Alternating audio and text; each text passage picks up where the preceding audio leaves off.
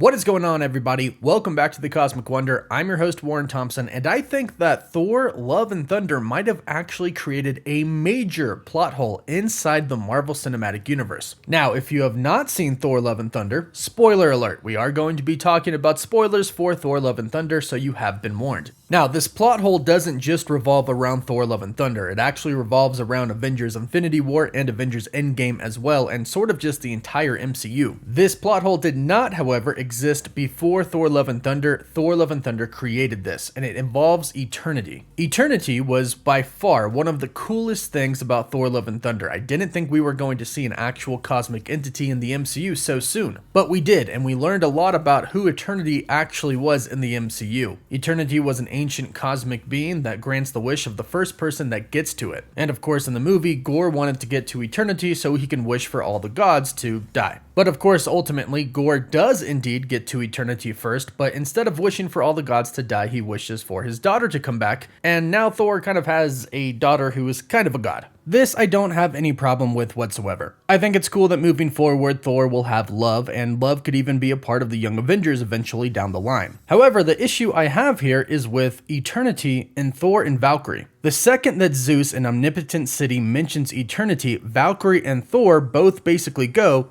oh crap. They both instantly know what Gorr is trying to do. He's trying to go to eternity because eternity will grant the first person that reaches it a wish. And the wish could be anything that they want. And my issue here, and what I consider the plot hole, is that Thor and Valkyrie both seem to know exactly who eternity is and what eternity does. Here's my issue. If Thor and Valkyrie both knew about eternity and knew what eternity does, why did they not seek eternity after Avengers Infinity War, where Thanos snapped away half of the universe? Think about this for a second. In Avengers Infinity War, Thor did not go for the head. He drove Stormbreaker through Thanos' chest. He did this on purpose, but this allowed Thanos to snap. Therefore, Thor kind of took the blame on himself. That's why he would eventually go on to become Bro Thor. But in Avengers Endgame, the Avengers still go seek Thanos and they find him. Sadly, he has already destroyed all of the stones, and there's no way to get them back, so Thor, in his rage, cuts off his head and realizes that it's his fault and there's nothing else he can do to reverse it. However, there was something he could do. He could have gone to Eternity and asked Eternity to reverse the snap and bring everybody back. At that point, Thanos was already dead. The stones were already destroyed. He could have literally asked Eternity to just bring everybody back that was snapped, and Thanos wouldn't have come back, and there wouldn't have been a 5-year gap. This is what I consider to be a big plot hole at first, but now I definitely think that this is actually Marvel Studios setting some things up in the future for the cosmic entities. Now, obviously, of course, people are going to say, well, it's the writing. Eternity wasn't even brought into the equation until Thor, Love and Thunder, unless you believe that Star-Lord actually did see Eternity in Guardians of the Galaxy Volume 2. But besides that, yeah, Eternity was not brought into the equation until Thor, Love and Thunder. However, in the MCU, there has to be some type of continuity. There has to be reason. There has to be logic. So, what is the real reason that Thor wouldn't have gone to Eternity in Avengers Endgame? Well, like I mentioned, at first I thought this could be a very big plot hole, but now I think it's actually a huge setup for the future of the MCU that could have some pretty big consequences. Consequences that I would personally love to see, because I believe that this is a major setup for the next big Avengers Endgame level movie, Secret Wars. Remember, Kevin Feige said that we're going to start to see all of this come together soon and see which direction the MCU was going. He also said that many fans could probably see where it's going, and all of us have seen Secret Wars. So in Thor, Love and Thunder, where Gorr asks Eternity to bring his daughter Love back, it does appear like Eternity is no more, but is in fact somewhat inside of Love. And now, obviously, Marvel Studios changes things from the comics. In the comics, Eternity is the actual embodiment of the universe, and Eternity basically has unlimited power. However, there is an Eternity for each universe. So in the multiverse, there are separate Eternities, one for each universe, unlike the Living Tribunal that exists everywhere all at once. And in the comics, when Thanos had the Infinity Gauntlet, he actually ranked Eternity right below the Living Tribunal. So as you can see, Eternity is a very powerful entity. Eternity. And Eternity typically only shows up when there is a huge threat to the universe. In the comics, this is when Dormammu threatens the entire universe, or Thanos gets the Infinity Gauntlet and the Infinity Gems and the heart of the universe. Now, you may be wondering, well, why didn't Eternity, or any other cosmic being for that matter, step in when Thanos had the Infinity Gauntlet in Infinity War and Endgame? Well, since Thanos only threatened half of the universe, this may have been kind of okay with Eternity, and he might not have thought it was a big enough reason to step in. For example, in the comics, Eternity is summoned by Galactus and Mr. Fantastic, in which Eternity actually made Reed Richards see that Galactus was a part of the natural order of the universe. So that could have been Thanos in the MCU, and that could explain why Eternity never stepped in. However, it looks like Eternity is now gone, and that is very, very different and very, very bad. This is actually a big part of Secret Wars in the comics. This is how incursions are actually able to happen, and why Eternity can't step in to stop our Earth combining with other universes' Earths. In Secret Wars, Eternity of our Earth, as well as its counterparts in other universes, were all eventually annihilated by the Beyonders. So when incursions started to happen, Eternity and its counterparts were not there to stop it. They were also not there to stop Doctor Doom. This is how Doctor Doom was able to seize the power of the Beyonders and reshape several different realities into Battleworld. So, as you can see, there are major repercussions to Eternity no longer being around in our universe. But let's say Eternity is not actually gone. Let's say that he granted the wish and just simply went away. This has major repercussions as well, because it seemed like Eternity was simply resting. He was meditating. Well, now he is kind of awakened, and we know that the cosmic entities are actually becoming more and more important in the MCU. And in fact, in Thor: Love and Thunder, we saw the gateway to other cosmic entities like Death, the Living Tribunal, the Watcher. Those were put there very intentionally. And even in Doctor Strange in the Multiverse of Madness, Doctor Strange and America Chavez seemingly go into a universe where it's a bunch of living tribunals. However, I actually think that this was the Living Tribunal watching what Doctor Strange was doing, seeing if he needed to step in. Also, keep in mind that all three heads of the Living Tribunal have to agree with one another before they actually step in. So that could be the reason that the Living Tribunal is not stepping in with the incursions yet. But as I mentioned, it seems like Eternity, if he's not gone, is now somewhat awakened, and this could be a bad thing. This could actually be a reason why Thor never went to him. There could have been a major side effect to Eternity granting a wish. Thor is Asgardian, he's a god, he's over 1500 years old, and his father was the all-powerful Odin. I'm sure his father taught him about the cosmic entities and who Eternity was. And since neither Valkyrie nor Thor thought to go to Eternity right away, but knew exactly who Eternity was and were scared of Gorr reaching Eternity in Thor: Love and Thunder, perhaps they knew there would be major repercussions of Gorr asking for a wish. Not only would he probably ask for the gods to be eliminated, but it could be a situation to where if Eternity grants the wish, then Eternity is gone. If Eternity is gone, much like in the comics, this could set up God Emperor Doom to come to power. This could also be how incursions start to happen and nobody steps in to intervene. Now, of course, there is the Living Tribunal, but I'm expecting him to be addressed very soon as well. I believe that Marvel Studios is actually building up to the cosmic entities finally being involved in the events of the universe and ultimately the multiverse. They are teasing us with other gods. They started in Moon Knight, where they even mentioned that there are different afterlife realms. Then they teased us again in Thor: Love and Thunder with all of the Greek gods and Zeus. And of course, they finally introduced Eternity. But there have been other Easter eggs as well, like the Staff of the Living Tribunal in Doctor Strange #1. And how do you go bigger and better than Avengers Endgame? Well, adding cosmic entities to the equation and then removing them for all of the chaos and Secret Wars to actually happen would be fantastic. And that's what I ultimately think is happening here in Thor: Love and Thunder. I think there's going to be major repercussions to what happened with Gorr and making his wish. This would explain why Thor never thought to go to Eternity after Avengers Infinity War. Because if Thor knew that he could grant a wish, it would make sense for him to at least try. Even if he didn't exactly know how to get to him, it did seem very clear that Thor and Valkyrie knew where the gate was to him, at the center of the universe. So even if they didn't know how to unlock that gate or what the key was, as Zeus says, they still should have at least tried, given it a shot. But they didn't. Eternity was never even mentioned. And while you could view this as one of Marvel's biggest plot holes ever, I don't think that's the case. I think it's actually setting something up for the future for Secret Wars. But let me know what you think about this in the comments down below. Do you have your own theory about this? Or do you think something really big is coming really, really soon?